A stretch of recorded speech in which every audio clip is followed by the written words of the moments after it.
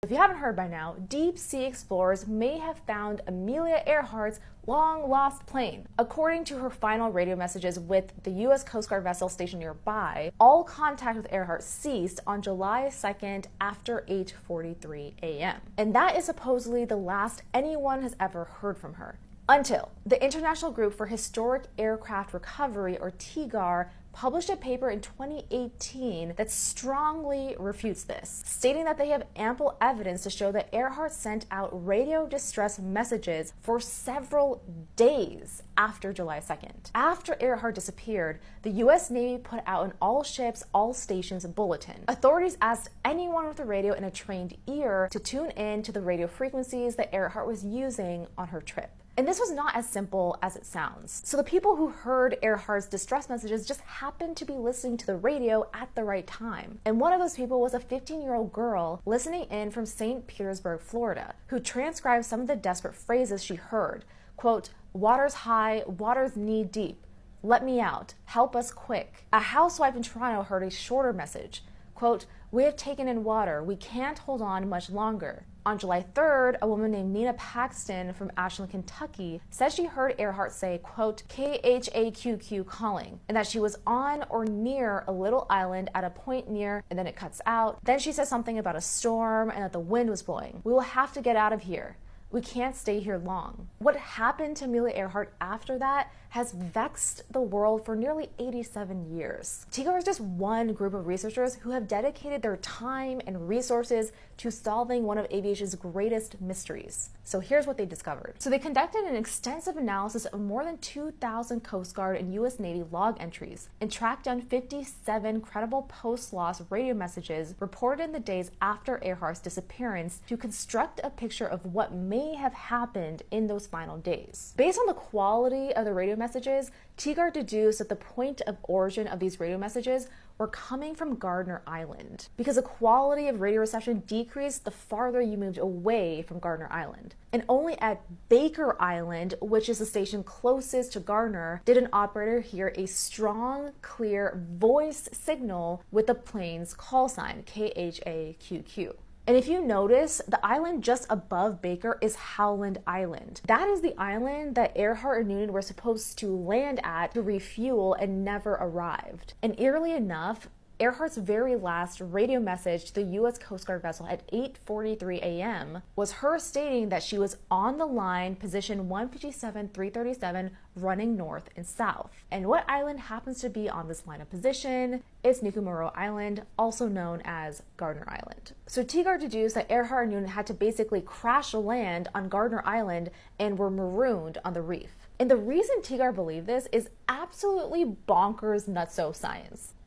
I mean that in a good way. Okay, if the plane was stuck on the reef at Gardner Island, then that presented Earhart with a problem. The plane's radio relied on the aircraft's batteries, but you need the batteries to start the engine. So if they kept the radio on and continued to send distress messages, then they would run out of the battery and they wouldn't be able to start the plane. But here's the rub. The timing of the distress messages are strange. TGAR believed that there was a pattern to them that was oddly specific, as if Earhart was only sending distress messages when the tide was out. So TGAR hypothesized that the plane was halfway underwater, and thus Earhart could only send messages when the water level was low enough for the propeller tip to clear. Because again, she needed to turn the engine on to send the radio message. In other words, TGAR concluded that Earhart and Noonan had to stick to a certain schedule based on the tide. They're seeking shelter, shade, and food during the day, and then they head back to the plane during low tide to try the radio message again. To test their hypothesis, TGAR compared past tidal levels and reef height data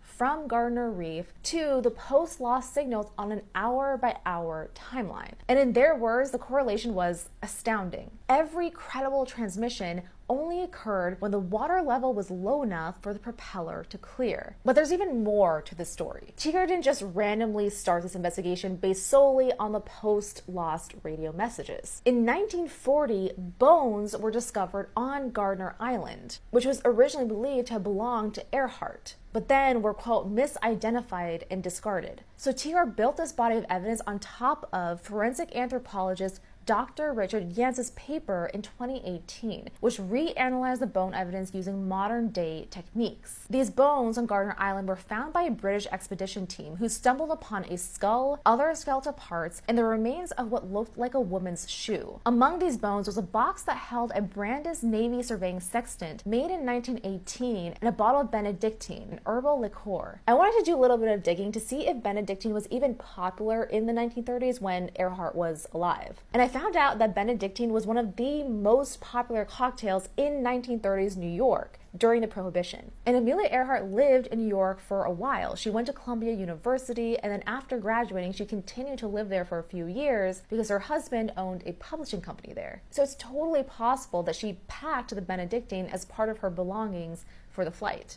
Anyways, the 13 bones were shipped to Fiji and were studied by D.W. Hoodless, who determined that the skeleton was a man and the bones were subsequently chucked. But since the bones are gone, Yance co-developed a computer program that can estimate sex and ancestry by using skeletal measurements, called Fordisk. Yance compared the lengths of the bones to Earhart's measurements, using her height, weight, body build, limb lengths, and proportions from both photographs and information found on her pilot's and driver's licenses. The Fordisk analysis not only found the bones were female, that Earhart's bones were, quote, more similar to the Gardner bones than 99% of individuals in a large reference sample. So in his paper, Dr. Yance says that the only documented person to whom these Gardner bones could belong to is Amelia Earhart. Although doing a proper DNA analysis on the actual bones would give us the clearest and most definitive answer, the Fordisk analysis comes pretty darn close. This, coupled with the Teagar's radio message analysis, paints a pretty compelling yet distressing picture. One can only imagine what was going through her mind in those final moments.